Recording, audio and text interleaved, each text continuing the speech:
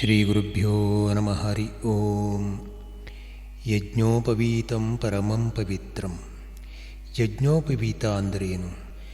ಯಜ್ಞ ಅಂದರೆ ಯಜ್ಞೋ ವೈ ವಿಷ್ಣು, ಪರಮಾತ್ಮನೇ ಸರಿ.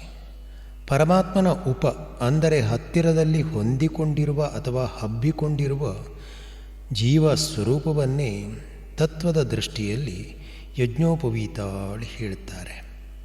ಯಜ್ಞೋಪವೀತಕ್ಕೆ ದೇವಲಕ್ಷ್ಮ, ಉಪವೀತ, ಯಜ್ಞಸೂತ್ರ, ಬ್ರಹ್ಮಸೂತ್ರ, ದ್ವಿಜಾಯನಿ, ಪವಿತ್ರ ಮುಂತಾದ ಪರ್ಯಾಯ ಹೆಸರುಗಳಿದ್ದಾವೆ. ನಾವು ಇದನ್ನು ಜನಿವಾರ ಅಂತಲೂ ಹೇಳುತ್ತೇವೆ. ಜನಿವಾರ ಅಂದರೆ ಜನ್ಮದಾರ ಹೇಳಿ ಆಗ್ತದೆ. ಬ್ರಾಹ್ಮಣರೇ ಮುಂತಾದ ಮೊದಲಿನ 3 ವರ್ಣಗಳಿಗೆ ಉಪನಯನ ದ್ವಿಜತ್ವವನ್ನು ತಂದುಕೊಡುತ್ತದೆ. ಆ ಉಪನಯನದ ಸಮಯದಲ್ಲಿ ಧರಿಸುವ ದ್ವಿಜತ್ವದ ಸಂಕೇತವಾದ 3 ಎಳೆಯ ದಾರ ಏನಿದೆಯೋ ಅದನ್ನು ಜನಿವಾರ ಹೇಳುತ್ತೇವೆ. ಆಗ ಅದು 2ನೆಯ ಜನ್ಮ ಹೇಳಿಸಿಕೊಳ್ಳುವುದರಿಂದ ಅದಕ್ಕೆ ಜನ್ಮದಾರ ಅಥವಾ ಜನಿವಾರ ನಾವು ಕರೀತೇವೆ. ಇದಕ್ಕೆ ಉಪವೀತ ಅಂತಲೂ ಹೇಳುತ್ತೇವೆ. ಕಾರಣ ಅಂದರೆ ಉಪವೀಯತೆ ನಾಮಸ್ಕಂದೋ ಅನೇನೇತಿ ಉಪವೀತಂ. ಎಡಭುಜದ ಮೇಲೆ ಇದನ್ನು ಧರಿಸಬೇಕು ಹೇಳುವ ನಿಯಮ ಇದೆ. ಅದಕ್ಕಾಗಿ ಉಪವೀತ ಹೇಳಿ ಕರೀತಾರೆ. ಶ್ರೌತ ಮತ್ತು ಸ್ಮಾರ್ತ ರೂಪವಾದ ಕರ್ಮ ಏನಿದೆಯೋ ಅದೇ ಯಜ್ಞ ಹೇಳಿಸಿಕೊಳ್ಳುತ್ತದೆ.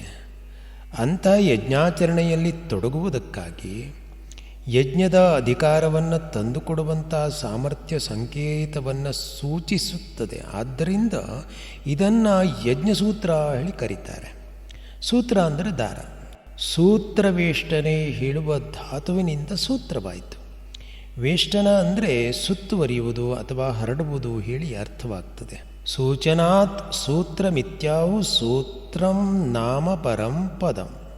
ಉಪನಿಷತ್ತು ಹೇಳುತ್ತದೆ, ಮೂಲವಾಗಿ ಪರಮಾತ್ಮನನ್ನು ಹೊಂದಿ ತತ್ವಮಯವಾಗಿ ಸುತ್ತುವರಿದು ಹರಡಿಕೊಂಡಿರುವಂಥ ಜೀವಸ್ವರೂಪ ಎಂಬ ಅರ್ಥವನ್ನು ಬ್ರಹ್ಮಸೂತ್ರ ಮತ್ತು ಯಜ್ಞಸೂತ್ರ ಹೇಳುವ ಪದ ತಿಳಿಸ್ತಾ ಇದೆ.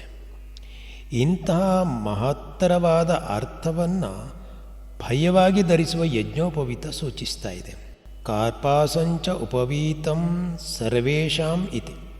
ಹತ್ತಿಯ ದಾರದಿಂದ ಮಾಡಿದ ಈ ಉಪವೀತವನ್ನು ಯಜ್ಞೋಪವೀತವನ್ನು ಧರಿಸಬೇಕು ಹೇಳುವ ಮಾತಿದೆ. ಈ ಬಾಹ್ಯಯಜ್ಞೋಪವೀತ ದೇಹದ ಒಳಗಿರುವ ಅಂತಃಸೂತ್ರವನ್ನು ಸೂಚಿಸುವಂಥ ಒಂದು ಲಾಂಛನ. ಈ ಯಜ್ಞೋಪವೀತ ಜೀವಸೂತ್ರವೇ. ಇದರಲ್ಲಿಯ 3 ಎಳೆಗಳು ಸತ್ವ, ರಜ, ತಮೋ ಗುಣಗಳನ್ನು ಸೂಚಿಸ್ತಾ ಇದ್ದಾವೆ.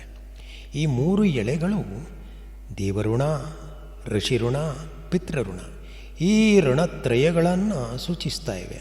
ಅಂದರೆ ಈ ಯಜ್ಞೋಪವೀತವನ್ನು ಧರಿಸುವಂಥವನಿಗೆ ತಾನು ಈ 3 ಋಣಗಳನ್ನು ತೀರಿಸುವ ಜವಾಬ್ದಾರಿಯನ್ನು ಹೊತ್ತಿದ್ದೇನೆ ಹೇಳುವ ಅರಿವು ಇರಬೇಕು ಹೇಳುವುದನ್ನು ಸೂಚಿಸ್ತದೆ. ಇದರ ಅಂತರಾರ್ಥವೇ ಹೀಗೆ. ಈ 3 ಎಳೆಗಳನ್ನು ಒಂದೇ ಒಂದು ಗಂಟಿನಿಂದ ಕಟ್ಟುತ್ತಾರೆ. ಇದನ್ನು ಬ್ರಹ್ಮಗ್ರಂಥಿ ಹೇಳಿ ಕರೀತಾರೆ. ಈ ಬ್ರಹ್ಮಗ್ರಂಥಿ ತ್ರಿಮೂರ್ತಿಗಳನ್ನು ಸೂಚಿಸ್ತಾ ಇದೆ. ಅಂದರೆ ಬ್ರಹ್ಮ, ವಿಷ್ಣು, ಮಹೇಶ್ವರ. ಈ ಜೀವಸ್ವರೂಪವೇ ನಾನು ಎಂಬ ಭಾವವನ್ನು ಬಿಟ್ಟು ಪರಮಾತ್ಮನೇ ನಾನು, ಸೋಹಂ ಎಂಬ ಅನುಭವದ ಮೇಲೆ ನೆಲೆ ನಿಲ್ಲುವುದೇ ಯಜ್ಞೋಪವೀತ ಧಾರಣೆಯ ಗುರಿ. ಈ ಜೀವಭಾವವನ್ನು ಕಳೆದುಕೊಂಡು ಪರಮಾತ್ಮ ಭಾವವನ್ನು ಹೊಂದುವುದಕ್ಕಾಗಿ ಉಪನಯನದ ಸಂಸ್ಕಾರದಲ್ಲಿ ಯಜ್ಞಸೂತ್ರ ಅಥವಾ ಬ್ರಹ್ಮಸೂತ್ರ ಅಥವಾ ಯಜ್ಞೋಪವೀತವನ್ನು ಹಾಕಿ ಬ್ರಹ್ಮೋಪದೇಶವನ್ನು ಮಾಡುತ್ತಾರೆ. ಅದಕ್ಕಾಗಿ ಆ ಉಪನಯನ ಎಂಬ ಶಬ್ದ ಜ್ಞಾನದ ಕಣ್ಣು ಹೇಳುವ ಅರ್ಥವನ್ನು ಹೇಳ್ತಾ ಇದೆ. ಜೀವಭಾವವನ್ನು ಕಳೆದುಕೊಂಡು ಬ್ರಹ್ಮಭಾವವನ್ನು ಹೊಂದುವಂಥ ಬ್ರಹ್ಮೋಪದೇಶವನ್ನು ಮಾಡೋದು ಹೇಳಿ ಅರ್ಥ. ಅಂದರೆ ಬ್ರಹ್ಮ ಅಂದರೆ ಪರಮಾತ್ಮನನ್ನು ಅರಿಯುವುದಕ್ಕೆ ಅಧಿಕಾರ, ಅರ್ಹತೆ ಬಂತು ಹೇಳಿ ಇದರ ಅರ್ಥ. ಹಾಗಾಗಿ ಈ ಅಂತಃಸೂತ್ರವನ್ನು ತಿಳ್ಕೊಳ್ಳುವುದಕ್ಕಾಗಿ ಬಹಿಸ್ಸೂತ್ರದ ಧಾರಣೆ ಬಹಳ ಅಗತ್ಯ ಇದೆ ಹೇಳಿ ಶಾಸ್ತ್ರಗಳು ತಿಳಿಸ್ತವೆ.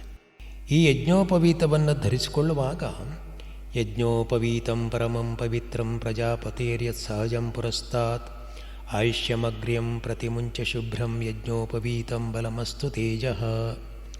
ಈ ಮಂತ್ರವನ್ನು ಹೇಳುತ್ತೇವೆ. ಇದರ ಅರ್ಥ ಏನು ಅಂದರೆ ಪರಮ ಪವಿತ್ರ ಅನಿಸಿಕೊಂಡಂಥ ಯಜ್ಞೋಪವೀತ ಸೃಷ್ಟಿಕರ್ತನಾದ ಪ್ರಜಾಪತಿ ಅಂದರೆ ಚತುರ್ಮುಖ ಬ್ರಹ್ಮನ ಜೊತೆಯಲ್ಲಿಯೇ ಬಂದಿರುವಂಥದ್ದು.